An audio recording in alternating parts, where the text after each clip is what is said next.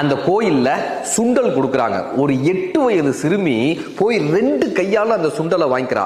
வேகமா கொண்டு வந்து வீட்டை வச்சுட்டு தன்னுடைய தம்பியை கூட்டிட்டு போறா.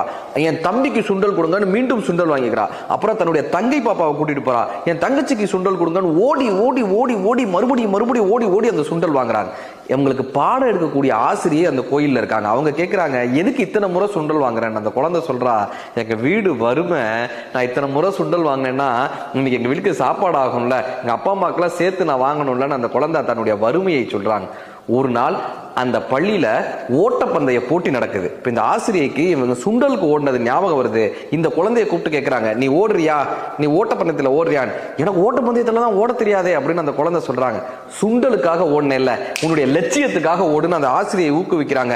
அவங்க ஓட தொடங்குறாங்க. தன் வீட்டினுடைய வறுமையை போக்குவதற்காக ஓடிய அந்த பெண், தன்னுடைய வீட்டின் வறுமையை விரட்டுவதற்காக ஓடத் துவங்கிய அந்த பெண் இந்த நாட்டிற்காக பல விருதுகளை திரட்டிய PT உஷா என்கிற தங்க மங்கையாக ஒளிர்ந்து நின்றார். ஒரு கனவு இருந்தால் அதை தினம் முயன்றால் ஒரு நாளில் அது நிஜமாகும்.